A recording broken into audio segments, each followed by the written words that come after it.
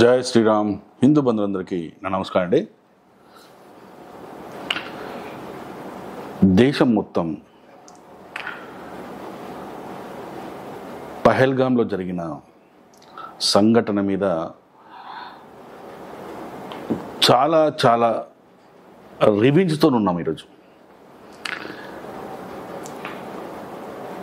ఎవడైతే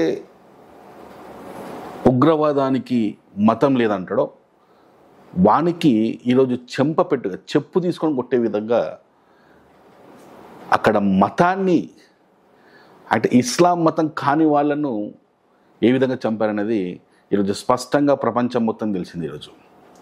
సో ఎవడైనా ఇప్పటి నుంచి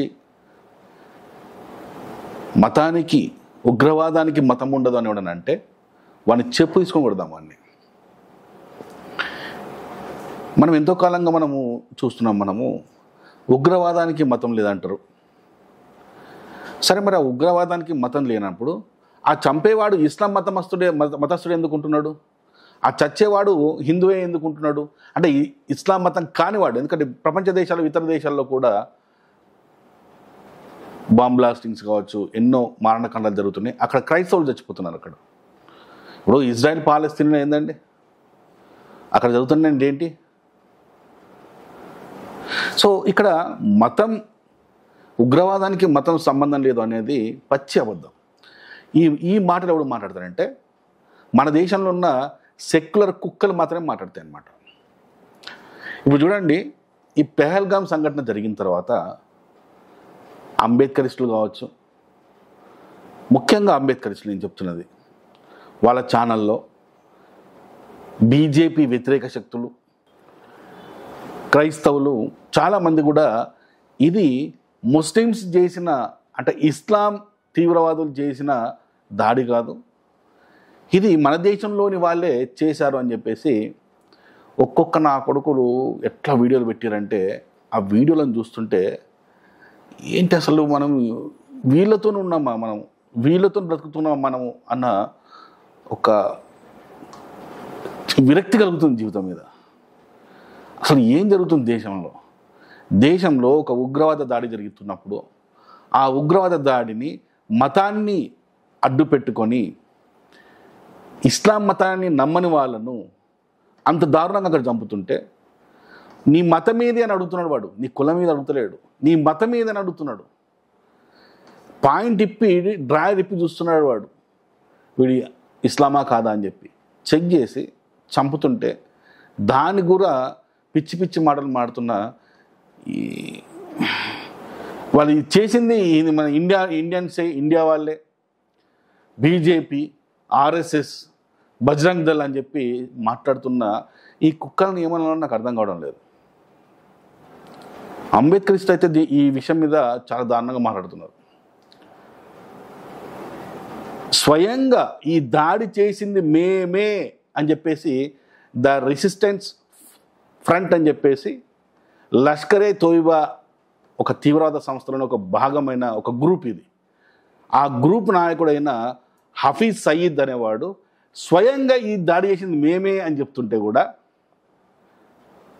ఈ దేశంలో ఉన్న మనతో పాటు జీవిస్తున్న హిందూ వ్యతిరేక శక్తులు ఏవైతే ఉన్నాయో అవన్నీ కూడా ఏమంటున్నాయంటే కాదు చేసింది నువ్వు కాదు, బీజేపీ చేసింది, ఆర్ఎస్ఎస్ఏ చేసింది, బజరంగ్ దళ్ చేసింది, ఇది మీకు సంబంధం లేదు అని మాట్లాడుతున్నా ఇలాంటి వాళ్ళతో మనకు కలిసి ఉన్నది. ఇప్పుడు దేశం మీద దాడి జరిగినప్పుడు ఈ దేశంలో ఉన్న ప్రతి ఒక్కరు ఒకటి కావాలి, ఒకటైపోయి మనం పోరాటం చేయాలి. కానీ ఇక్కడ ఉన్న హిందూ వ్యతిరేక శక్తులు ఏవైతే ఉన్నాయో అవన్నీ కూడా దేశానికి వ్యతిరేకంగానే కాదు, హిందువులకు కూడా వ్యతిరేకంగా, దేశానికి కూడా వ్యతిరేకంగా పనిచేస్తున్న వీళ్ళని చూస్తుంటే నవ్వాలా, ఏడవాలా, వీళ్ళతో మనం బ్రతుకున్నామా? అసలు ఈ 75 సంవత్సరాలుగా దేశంలో ఈ వ్యవస్థను తయారు చేసింది ఎవరు? ఇలాంటి భావజాలాన్ని తయారు చేసింది ఏ రాజకీయం అనేది అసలు అంతుపట్టకుండా అయిపోయింది. ఒకడు అంటాడు, సోషల్ మీడియాలో ప్రచారం జరుగుతుంది ఏంటి అంటే చనిపోయిన దాంట్లో 15 మంది ముస్లిమ్సే ఉన్నారు అని చెప్పేసి. అరే మీకు ఆ లిస్ట్ ఎవడరా మీకు ఇచ్చింది? 15 మంది ముస్లిమ్స్ అని ఎవడరా మీకు చెప్పింది? దానికి ఏమైనా ఆధారాలు మీ దగ్గర ఉన్నాయా? అవి మీ దగ్గర ఉండవు. అందులో చనిపోయిన దాంట్లో ముస్లిం ఒకరే ఒకరు ఉన్నారు. ఆ ముస్లిం కూడా ఎవరంటే అక్కడ లోకల్ వ్యక్తి. ఆ వ్యక్తి కూడా ఎవరంటే మీకు స్పష్టంగా చెప్తాడండి. సయ్యద్ ఆదిల్ హుసేన్ షా అనే స్థానిక కాశ్మీరీ స్థానికుడు షియా ముస్లిం అయిన పర్యాటకులను రక్షించేందుకు ప్రయత్నించి ఉగ్రవాదులతో పోరాడి ప్రాణాలు కోల్పోయాడు. మిగతా చచ్చిందంతా హిందువులే. అందులో ఒకరో ఇద్దరు క్రైస్తవులు ఉన్నారు. వాళ్ళ భార్య మాట్లాడిన వీడియో కూడా నేను సోషల్ మీడియాలో పెట్టాను, చూడండి.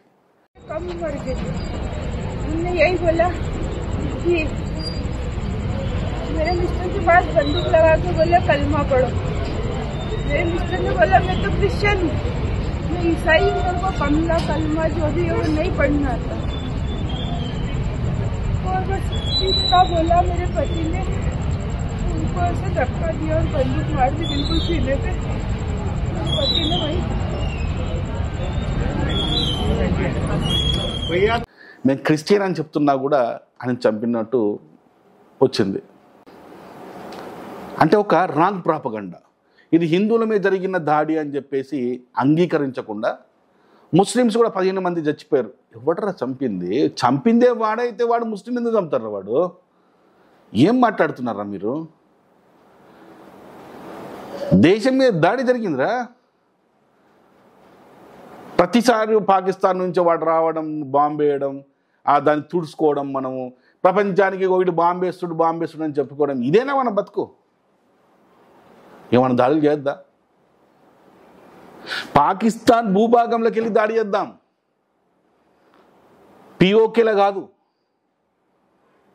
పాకిస్తాన్ భూభాగంలో పోయి దాడి చేయాలి మనం. ఈసారి మాకు అది రివెంజ్ కావాలా మాకంతే. ఒక తాగుబోతు తప్ప అంటే ఇక తాగుబోతులకి అమ్మనా మొగుడులాగా వాడు. బకాడి పగడాల ప్రవీణ్ అనే ఒక పాస్టర్, ఒక తాగుబోతు, రోడ్డు మీద పడుతూ దొలుతూ తాగుతూ వాడు లాస్ట్కి స్కిడ్ అయి చచ్చిపోతే క్రైస్తవ సమాజం మొత్తం ఎంత గగ్గోలు పెట్టింది. ఒక నెల రోజులు వాడు తాగుబోతు కాదు, వాడు పుణ్యాత్ముడు, వాడు అసలు వాడి గురించి ఎట్లా చెప్తున్నారంటే ఒక్కొక్కడు లాస్ట్కు మెడికల్ రిపోర్ట్స్ కూడా, పోస్ట్ మార్టం రిపోర్ట్స్ కూడా అన్నీ కూడా వచ్చినాయి వాడు ఒక తాగుబోతుడు అని చెప్పేసి. ఒక తాగుబోతుడు కోసం ఇంతగానం మాట్లాడిన హర్ష కుమార్ కావచ్చు, కే పాల్ కావచ్చు, విపి రెడ్డి, వికేఆర్, అజయ్ బాబు అనే ఒక పిచ్చోడు, అభినయ్ దర్శన్, ఇంకా పాస్టర్లు అందరూ కూడా ఎక్కడ పోయినరా మీ అంతా? ఏ బొక్కలు దాచుకున్నారా మీ అంతా? దేశం మీద దాడి జరిగిందిరా. మానవత్వం అన్న తాడు తాగి చస్తే మీకు మానవత్వం కనబడ్డారా? అక్కడ అమాయకులను చంపిండ్రా. అక్కడ 26 మంది అమాయకులను చంపిండ్రు. అక్కడ ఇది మీకు కనబడతలేదురా? మీకు ఏడ దాక్కున్నారా ఇప్పుడు మీ అంతా? మానవత్వం, శాంతి ఎక్కడ పోయినాయిరా మీకు? మీరు ప్రచారం చేస్తున్నారు, మీలాంటి వాళ్ళు ప్రచారం చేస్తున్నారు ఏంటంటే ముస్లిమ్స్ 15 మంది చనిపోయారా. అసలు అధికారికంగా సెంట్రల్ గవర్నమెంట్, ఆర్మీ ప్రకటించిన దాంట్లో ఒక్కడే ఒక ముస్లిం ఉన్నాడు, ఒకరో ఇద్దరు క్రైస్తవులు ఉన్నారు, మిగతా హిందువులే కదరా. మరి మీకు ఈ లిస్ట్ ఎడికెళ్ళి వస్తుందిరా? మీకు కొత్త లిస్ట్ ఎడికెళ్ళి తీసుకొస్తున్నారు మీరు? అధికారికంగా వచ్చిన లిస్ట్ కూడా నేను పెడతాను చూడండి. నేషనల్ మీడియాలో మొత్తము చూపిస్తున్నారు అది. మన స్టేట్లోనే దరిద్రులు ఏందో కానీ మన దరిద్రులు ఈ ఒక ఫేక్ లిస్టుని చూపిస్తున్నారు. ఒక తాగుబోతుగోడు కోసం మీరు ఇంత పోరాటం చేశారు కదా. అక్కడ ఒకరో ఇద్దరు క్రైస్తవులు చనిపోయినరా, అన్యాయంగా చనిపోయినారు. అక్కడ వాళ్ళు సరదాగా విహారయాత్రకు లేకుంటే టూరిజంకి వెళ్తే అక్కడ అన్యాయంగా వాడు ఇస్లామా కాదా అని చెప్పేసి చెక్ చేసి చంపిరు. వాళ్ళ కోసం పోరాటం చేయండి రా, ఎదవల్లారా. ఒక తాగుబోతుడి కోసం మీరు పోరాటం చేశారు. మీ టైం వేస్ట్ చేసుకోవడం కాకుండా తెలుగు 2 రాష్ట్రాలు ఉన్న అందరు టైం వేస్ట్ చేశారు. వాళ్ళ కోసం పోరాటం. ఇదే పోరాటం ఇప్పుడు చేయండి రా గాడిదులారా. మీరు మనుషులు కాదురా మీరు? ఇప్పుడు చేయండి. ఏడవై నువ్వు ఎక్స్ఎంపీ హర్షకుమార్ ఉన్నవా సచ్చినవా? ఇప్పుడు చేయి. కే పాల్ ఏడవైనవరా? శాంతి కాము కూడా ఇప్పుడు చేయి. అడు పో, ఆ స్పాట్ దగ్గరకు పో. ఇన్వెస్టిగేషన్ ఆఫీసర్లు అయిపోతారు మీ అందరూ.